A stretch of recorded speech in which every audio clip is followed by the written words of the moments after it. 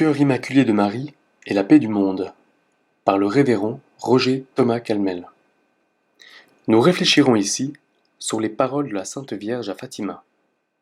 Quand il s'agit de commenter les paroles de notre Seigneur, tout chrétien qui fait attention à ce qu'il dit ou écrit ne peut se défendre d'une certaine crainte révérentielle. Ce qu'il dit ou écrit ne passera-t-il pas à côté de la vérité divine? Fera-t-il au contraire pénétrer, ne serait-ce qu'un petit peu, à l'intérieur d'une parole qui est d'abord un mystère? Cette appréhension le saisit également lorsqu'il s'agit de commenter les paroles de Notre-Dame. Pourtant, il est aussi normal de commenter la parole divine que de réfléchir et de méditer. Encore que la science de l'amour soit l'hommage le plus digne, en attendant l'éternel matin de la vision, il est impossible de ne pas dérouler notre discours, de ne pas amener notre faculté discursive au devant de la vérité divine. Une telle attitude a toujours été encouragée par l'Église qui est théologienne aussi profondément qu'elle est mystique, que la confiance l'emporte donc sur la crainte, et que notre réflexion essaie de pénétrer dans le message que la reine du rosaire faisait entendre à ses Indes privilégiés, à Jacinthe et François, et surtout à Lucie. Une des premières idées qui nous viennent à la lecture de ce message, c'est que la paix du monde, la paix politique, est un don de Dieu et du cœur immaculé de Marie. Entre guillemets, réciter le chapelet pour obtenir la fin de la guerre. Fermez les guillemets. La paix est donc suspendue à l'intercession de Notre-Dame et à toute puissance de celui que nous saluons aux matines de Noël comme Principes Pacis. On ne doute pas que ce soit vrai de la paix surnaturelle, celle qui réside dans le secret du cœur, qui procède de l'amour de Dieu à l'intérieur de la Sainte Église, qui est la Beata Pacis Visio. Comment, en effet, une paix de cet ordre, proprement céleste, une paix de cette qualité, proprement divine et surnaturelle, ne serait-elle pas un don de Dieu et un fruit de l'intercession de la Vierge rédemptrice? Par contre, un certain naturalisme politique pourrait amener à penser que la paix des empires, des nations, des peuples et des langues, puisqu'elle est une réalité d'ordre naturel et périssable, est à la portée de la nature abandonnée à elle seule. Il n'est pas douteux que certains chrétiens aient glissé sur cette pente. C'est une pente d'erreur, et cela pour deux raisons. D'abord, en vertu du principe tout à fait général que nulle réalité bonne ne commence, ne se poursuit et ne vient à terme sans la bienveillance du Tout-Puissant, et si Dieu ne lui accorde sa bénédiction. Ensuite, pour une raison tout à fait particulière, et qui tient à l'essence même de la paix politique. Elle est, en effet, un fruit de justice, opus justitiae pax. Or, il n'est pas de justice solide et intégrale sans une conversion du cœur et donc sans la grâce surnaturelle, c'est-à-dire sans une faveur divine. La paix est la tranquillité de l'ordre juste. Or, cet ordre juste ne saurait se passer de la volonté des hommes. Si les chefs et le peuple se laissent aller ordinairement à l'injustice, comment obtenir la tranquillité de l'ordre? On dira peut-être, mais de justes institutions ne suffisent-elles pas pour préserver de l'injustice? Quelle forme du reste que prennent celles-ci? Comme de méconnaître ou de combattre l'autorité de l'Église? De développer un impérialisme économique effréné? D'opprimer des nations plus faibles? Certes, des institutions appropriées peuvent et doivent remédier à ces crimes. Mais les institutions bonnes, encore qu'elles soutiennent les personnes dans le bien, sont d'abord suscitées et soutenues par la justice des personnes. Or, cette justice est bien faible et bien courte sans la grâce de Dieu. De sorte que, sans la grâce, les institutions les meilleures ne suffisent pas à garantir la paix. Sans doute, il serait grotesque d'interpréter le message de Fatima dans un sens de surnaturalisme et de méconnaître que la paix du monde est un effet politique à partie lié avec les causes politiques. Par contre, il est normal d'interpréter le message de Fatima comme un rappel de cette vérité fondamentale que le politique ne se suffit pas à lui-même, que les effets politiques sont en dépendance des personnes humaines blessées et rachetées. Si les personnes ne se laissent pas guérir par la grâce divine, les effets politiques ne suivront pas. C'est parce qu'elle le sait très profondément que la Sainte Église compte d'abord ce Seigneur pour obtenir la paix. Pensons plutôt au commentaire du Liberano Samalo que la liturgie développe à la fin du Pater, aussitôt avant la communion. Pensons également aux prières du Vendredi Saint et au chant de l'Exultète. Toujours la paix nous est présentée comme un don de la miséricorde divine. Cette leçon de la liturgie est aussi la première leçon de Fatima. La deuxième leçon est complémentaire. La paix du monde est impossible sans la conversion des chrétiens. Ce don de Dieu n'est pas automatique, non seulement parce qu'il demande et suscite une politique juste, mais en même temps parce que Dieu ne peut accorder ce don sans que les volontés ne se convertissent. Entre guillemets, faites pénitence, disait la Sainte Vierge. Si l'on écoute mes demandes, la Russie se convertira et l'on aura la paix. Fermez les guillemets. Ne soyons pas chimériques, n'allons pas supposer que la paix entre les diverses nations et à l'intérieur de chaque nation ne sera pas obtenue si tous les chrétiens ne sont pas en état de grâce. Mais comprenons également que la paix ne saurait s'établir sur les peuples chrétiens persistant dans la tiédeur, c'est-à-dire, pratiquement, s'ils continuent de mettre le tout de leur vie dans le bien-être que dispense le progrès technique. Or, cette conversion que demande la Sainte Vierge, de même que la paix dont elle parle, ne sont pas situées dans l'intemporel. Elles s'insèrent bel et bien à une époque déterminée, à un moment précis de l'histoire humaine, au moment de la révolution communiste en Russie et d'une propagande communiste qui se développe aux dimensions de la planète. La paix du monde n'est pas à réaliser dans les conditions où était le monde au temps des Antonins, lorsque les nations comme telles n'avaient pas été baptisées et lorsque l'État n'avait aucune idée d'une législation qui reçoive bon gré mal gré les lumières de l'Église et qui tienne compte de la venue sur terre du propre Fils de Dieu et de sa rédemption. La paix dont il s'agit concerne un monde dans lequel un certain nombre de nations ont été baptisées comme telles. Il importe donc au plus haut point que leurs sujets vivent comme des baptisés. La paix actuelle du monde n'est pas à réaliser non plus dans les conditions qui étaient celles du XVIe siècle lorsque, malgré les hérétiques ou les libertins, l'idée n'était sans doute venue à personne d'un matérialisme d'État, et d'ailleurs non pas un matérialisme doctrinal qu'il s'agirait de prêcher, mais un matérialisme dialectique dans l'activité révolutionnaire, duquel il est demandé de s'insérer, et avec quelle habileté perfide ou sous la pression de quelle terreur. La conjoncture dans laquelle Notre-Dame demande la conversion est assurément très particulière. C'est au moment où le communisme s'installe dans un grand pays de l'extrémité de l'Europe qu'elle vient se montrer elle-même à l'autre extrémité du continent pour nous presser de nous convertir. La guerre qui menace le monde n'est pas une guerre comme les autres. D'abord parce que les techniques de destruction ont réalisé d'incroyables progrès, mais surtout parce que le matérialisme dialectique a insinué son poison dans le tissu social de l'État russe et qu'il cherche à corrompre les autres États. Ouvrez les guillemets.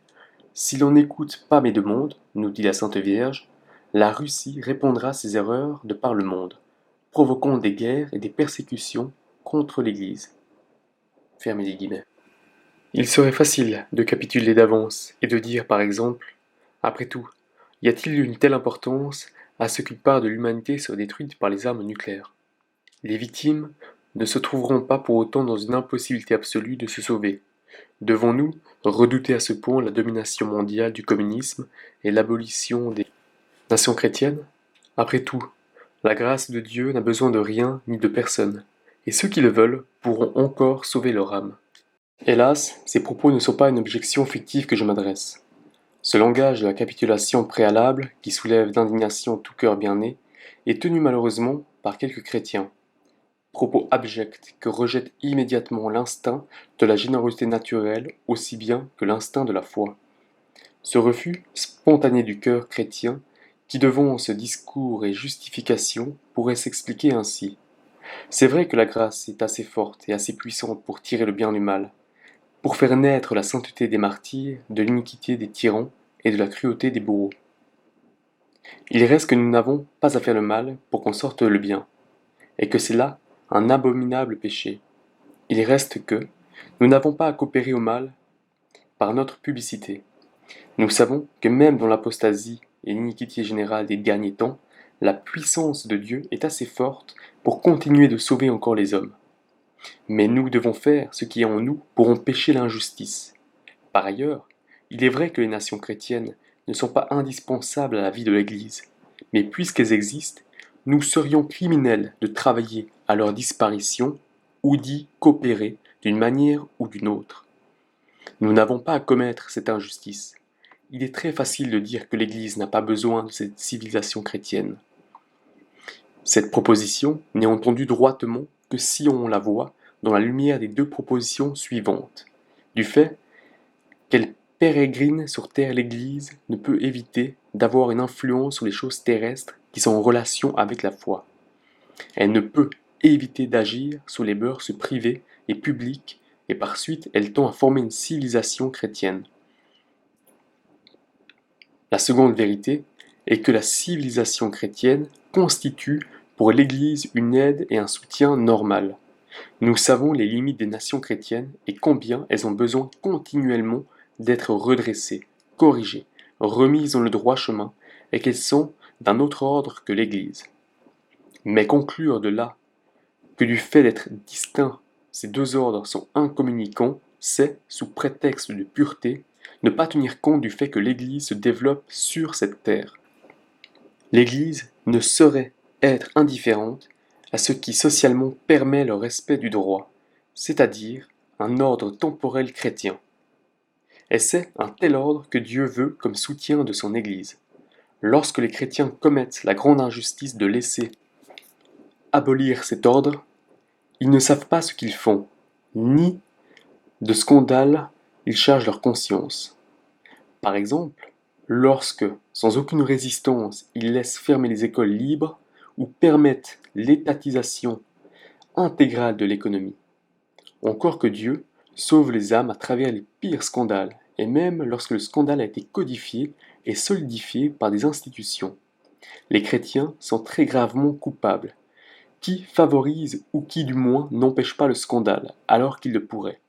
De même, lorsque les chrétiens imaginent qu'une civilisation chrétienne peut tenir sans leur conversion, ils ne comprennent plus ce qu'est une civilisation chrétienne et le tort qu'ils lui font. Pour permettre au corps mystique de Jésus-Christ de parvenir à la plénitude et pour le nombre des élus soit complet, le temporel n'est pas de peu d'importance. Il faut d'abord, en effet, que les enfants viennent au monde et que le genre humain ne soit pas trop détruit. Il faut encore que les hommes grandissent dans une société qui accepte l'Église, au moins partiellement, qui l'accepte suffisamment, en tout cas, pour ne pas devenir une incitation perpétuelle et une institutionnalisée à l'apostasie, au matérialisme et au refus de Dieu. Ainsi, le royaume spirituel postule un minimum d'ordre temporel chrétien. Il aide un tel ordre à s'établir, à durer, à se renouveler, mais en même temps, il le réclame comme un soutien normal. Eh bien, si nous considérons l'incarnation par le côté où ce mystère regarde le temporel, nous voyons aussitôt que la Sainte Vierge y tient une place unique et sans équivalent.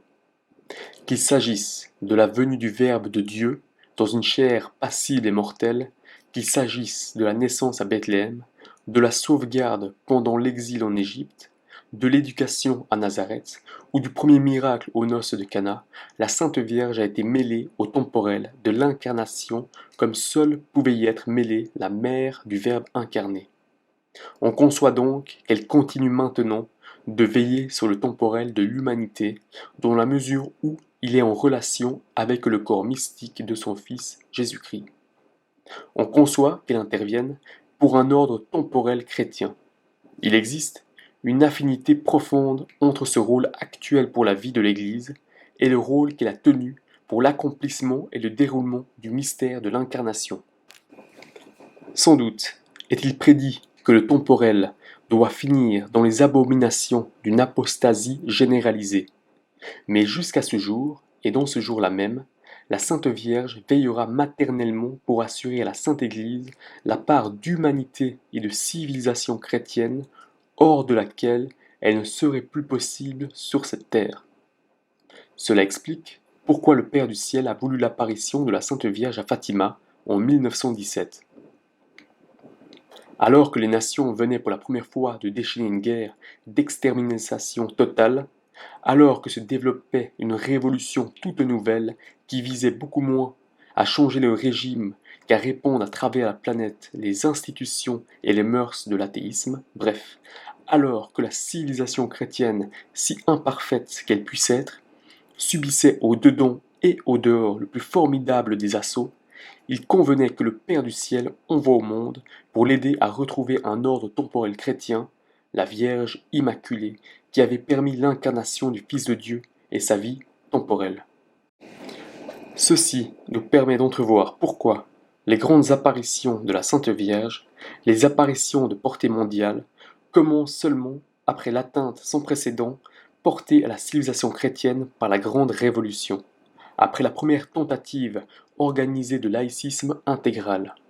Dès ce moment, le rôle de la Sainte Vierge pour le salut et le renouveau d'un ordre temporel chrétien devenait plus urgent et devait apparaître plus manifeste. Du fait que Notre-Dame intervient à Fatima pour nous préserver du communisme, si du moins nous voulons nous convertir, elle manifeste clairement que la paix qu'elle désire pour nous ne saurait avoir rien de commun avec la paix communiste. Celle-ci est la tranquillité du désordre par le moyen d'une terreur techniquement organisée et d'une propagande qui ne recule devant aucun mensonge ni aucune violation de conscience. La véritable paix est la tranquillité de l'ordre grâce à la justice intérieure et extérieure, une justice d'ailleurs qui est impossible sans l'amour. Le communisme parle beaucoup de paix, comme il parle beaucoup de liberté, de libération et de justice sociale.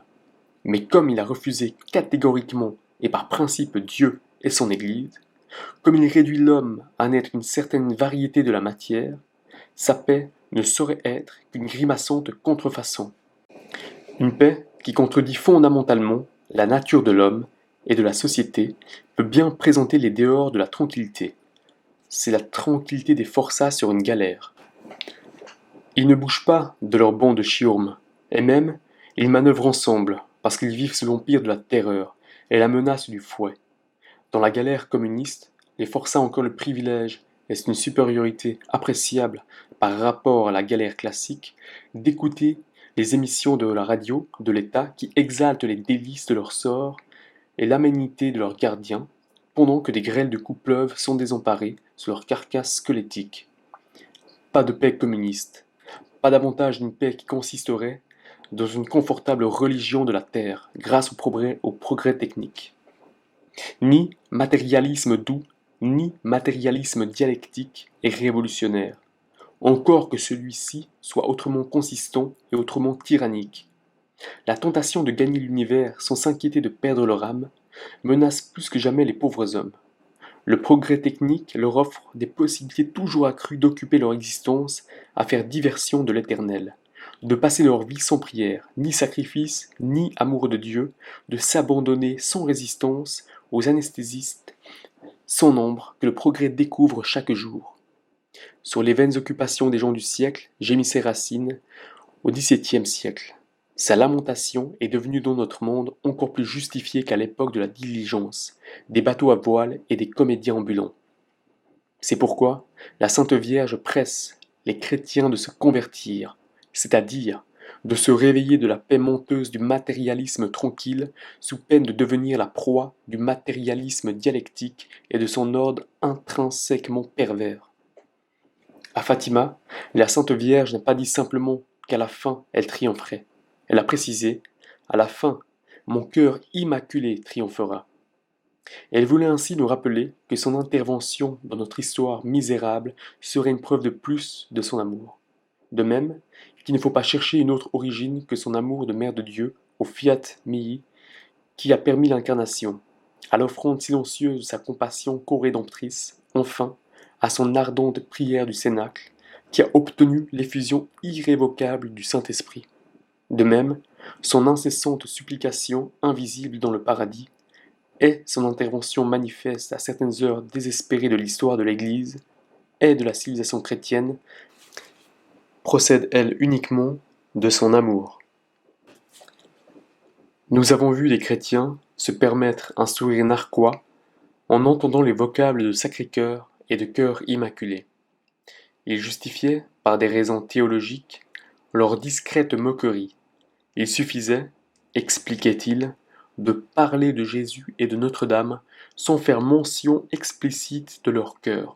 Du reste, l'imagerie courante, bien loin de nourrir la foi, encourageait une sentimentalité suspecte.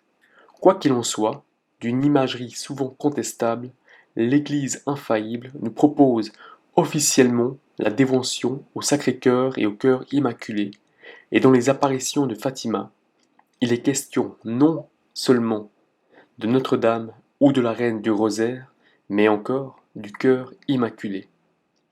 Si les chrétiens, qui trouvent à redire à ces expressions ont aimé en vérité leurs parents ou leurs amis, leur épouse ou leur enfant, s'ils n'ont point sali le langage de l'amour, ils savent bien que l'on ne peut parler d'amour sans parler de cœur.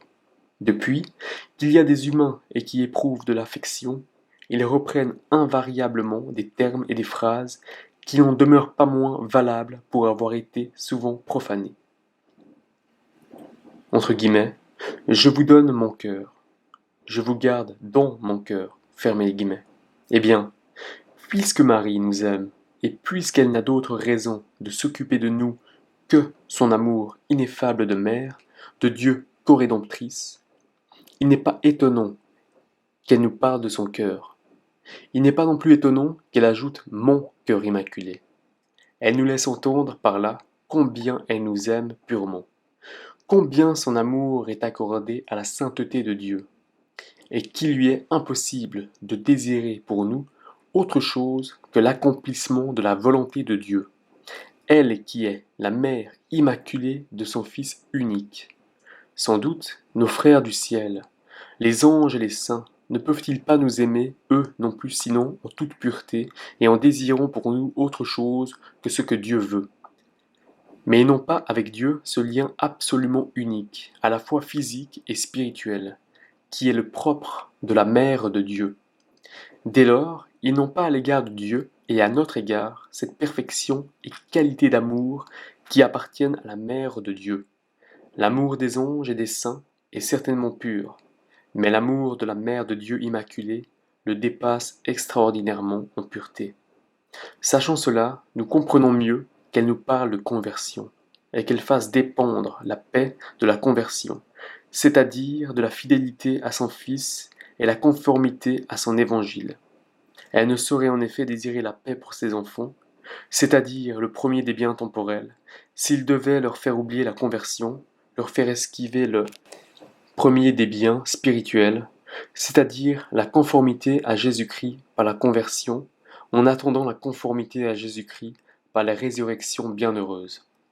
Du fait que la Sainte Vierge nous porte dans son cœur qui est immaculé, du fait qu'elle nous aime avec l'amour d'un cœur immaculé, elle ne peut nous obtenir la paix terrestre sans nous demander la conversion de l'âme. Semblablement, elle ne peut nous obtenir une paix terrestre qui serait un paradis sur terre, c'est-à-dire qui nous exempterait d'avoir à souffrir du mal qui est en nous et autour de nous, d'avoir à lutter contre le diable et contre tous ceux qui, pour un temps ou pour toute leur vie, et avec une docilité plus ou moins imparfaite, travaillent à son œuvre et entrent dans son jeu. La paix que le cœur immaculé veut nous obtenir ne comble pas les aspirations impures du messianisme terrestre.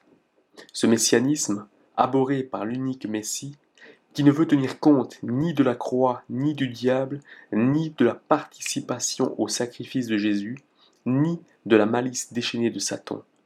La condition humaine étant une condition de chute et de rédemption, la paix temporelle ne saurait comporter la suppression absolue de toutes les injustices, puisque le péché continue, et elle ne saurait éviter d'être précaire et menacée.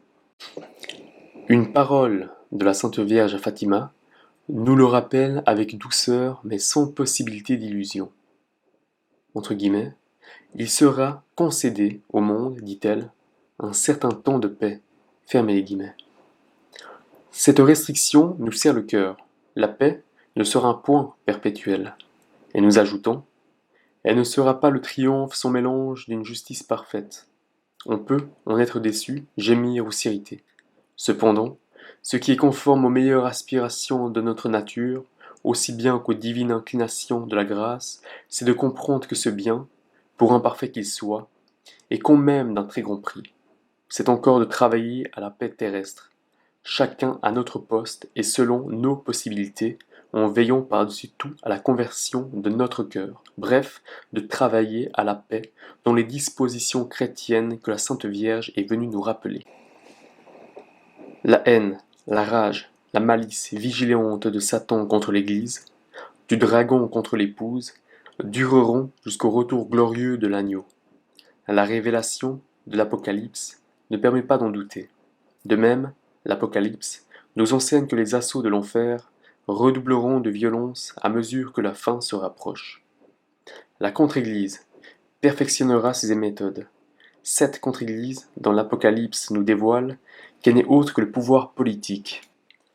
La société temporelle, autant qu'elle s'érige en absolu, devient une idole, réclame tout de l'homme et par le fait même s'acharne à détruire l'Église. Pour celui qui lit attentivement l'Apocalypse, il apparaît que l'histoire ne tourne pas en rond et qu'il y a un développement des deux cités. Dès lors, comment nous représenter le progrès de la cité du mal? Il nous paraît consister en ceci. Progressivement, le diable met la main sur les conditions fondamentales dont la volonté a besoin pour s'exercer droitement. Sans doute, le diable n'a-t-il aucun pouvoir direct sur nos volontés. Mais à mesure que se déroule l'histoire humaine, il est plus acharné à pervertir ces données fondamentales qui nous sont nécessaires pour user droitement de notre volonté, comme la famille, la profession, le milieu de vie, la législation et les mœurs publiques et privées. Le diable déploie toute sa rage et sa perfidie pour que ce qui devrait nous aider dans le bien nous devienne une source de scandale, et cela non pas en passant et comme d'occasion, mais par institution. C'est un droit premier de la nature humaine d'être aidé pour aller à Dieu par une famille honnête, un enseignement de vérité, un travail organisé avec justice, enfin, une société conforme au droit naturel.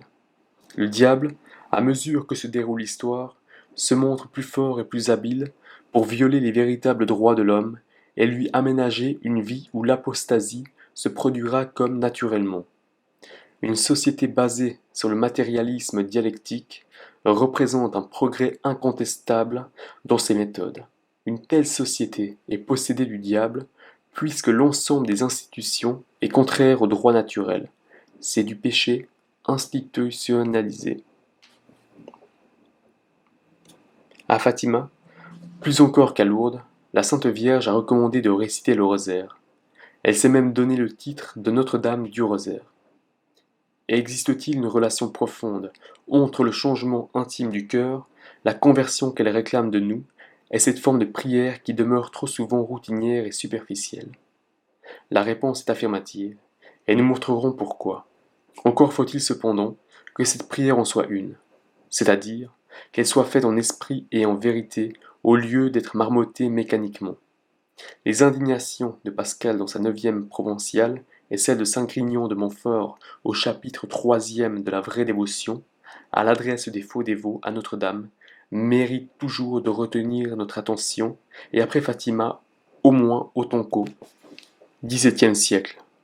Car enfin, si la Vierge se désigne comme Notre-Dame du Rosaire, et si elle nous presse de nous servir du chapelet, ce n'est point pour autoriser l'inconscience, voire le pharisianisme dans la prière.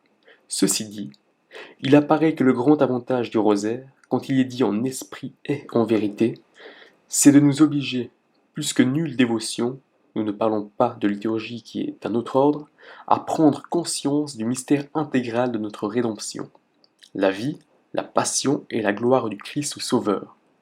Cette prise de conscience prolongée doit évidemment nous amener à conformer nos sentiments et nos mœurs, à ce que nous méditons.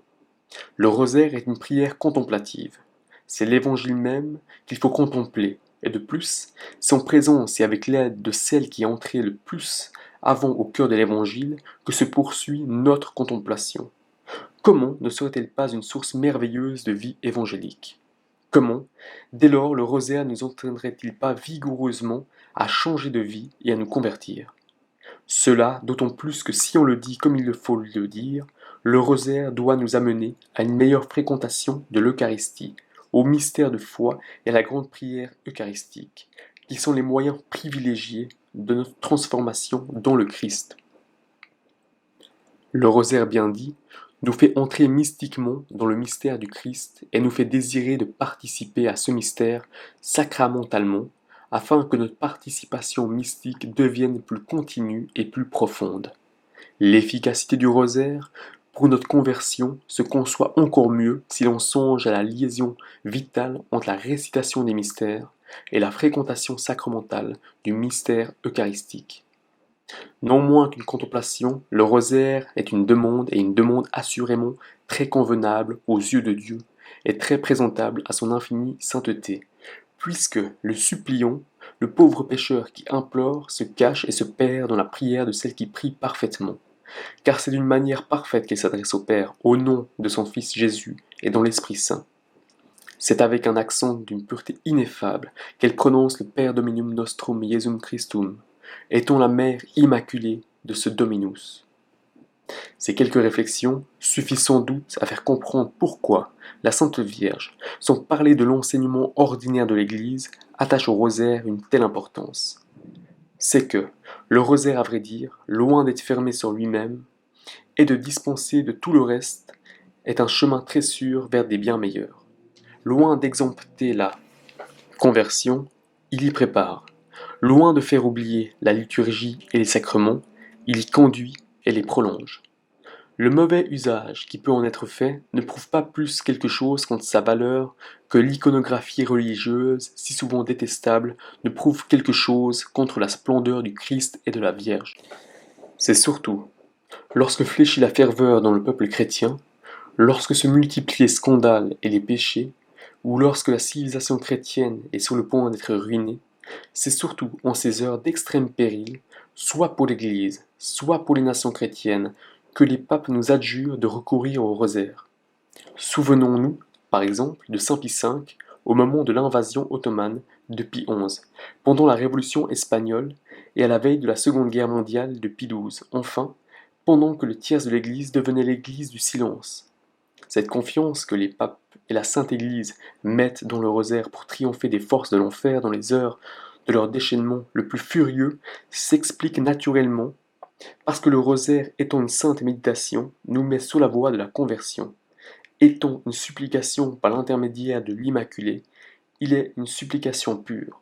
Enfin, s'il implore le salut et le renouvellement d'un ordre temporel chrétien, il l'implore dans le sens que Dieu veut, puisqu'il s'adresse à la Vierge de l'Annonciation et du Calvaire, qui connaît parfaitement la valeur et la signification du temporel. Ouvrez les guillemets, la paix perpétuelle est surtout parfaitement juste des points pour ici-bas. Les persécutions renaîtront jusqu'à la fin du monde, et même à la veille de la parousie, les forces de Satan seront plus que jamais puissantes. Bornons-nous à prier et abandonnons à leur destin, décevons les choses de la civilisation et de César. Fermez les guillemets. Ainsi parlent les chrétiens qui se réfugient dans le surnaturalisme. Ils se trompent pour sûr. Même s'ils sont voués à la contemplation et s'occupent uniquement à la prière, leur prière ne doit pas se désintéresser de la justice ou de l'injustice dans les choses de César. Elle doit imiter plutôt la grande prière liturgique, qui traduit admirablement la contemplation de l'épouse de Jésus-Christ et ne se laisse pas cependant de demander la justice et la paix des royaumes de ce monde. Mais si les chrétiens, atteints de surnaturalisme, ne vivent pas dans le cloître, s'ils prennent aux choses de César une part plus ou moins importante, leur attitude de prétendu détachement devient une sorte d'hypocrisie, car ils profitent du temporel alors qu'ils font profession de s'en désintéresser. Ouvrez les guillemets. Essayons d'organiser la Terre d'une manière radicalement nouvelle. Essayons de changer non seulement les institutions fondamentales de droit naturel, mais jusqu'à la nature humaine elle-même, pour voir si nous pourrons, pas établir ici-bas, un bonheur parfait, une justice sans défaut. Fermez les guillemets. Ainsi parlent des prophètes énergumènes qui refusent Dieu et se laissent posséder par les démons des messianismes terrestres. En vertu de cette proclamation, ils s'appliquent à tout bouleverser, et quand ils ont cédé à la séduction du matérialisme dialectique, ils font marcher de pair la corruption des consciences, la perversion des esprits et le chambardement des institutions. Les vrais chrétiens, eux, reconnaissent l'imperfection et la caducité du temporel, même quand il a été baptisé, Mais ils ne doutent pas aussi que la justice dans le temporel est une paix digne de ce nom, soit une volonté de Dieu. Avant tout, ils savent que l'homme est fait pour Dieu, qu'il trouve en Dieu seul, au sein de l'Église du Christ, la paix et la sainteté. Ils essaient de demeurer en Dieu. À cause même de cette inhabitation en celui qui veut la justice, ils trouveront le courage de ne pas se résigner à l'injustice, soit dans leur oraison, s'ils vivent cloîtrés, soit dans leur oraison et leur action, s'ils sont engagés dans la vie active. Ils travaillent à la justice, au maintien et au renouveau d'un ordre temporel chrétien, sans illusion, comme sans perdre courage pour la raison que Dieu le veut. Cette attitude, la seule équilibrée, suppose que l'âme est fixée en Dieu, ou du moins qu'elle aspire sincèrement à cette union d'amour qui constitue la véritable conversion. Cette attitude est celle que doit nous inspirer l'apparition de la Sainte Vierge à Fatima et la consécration à son cœur immaculé. Ce cœur immaculé, en effet, veut nous obtenir à la fois une paix chrétienne et la conversion de nos vies. Mais il nous en avertit, la paix chrétienne ne sera concédée que si nous avons le ferme propos de nous convertir. Décembre 1959.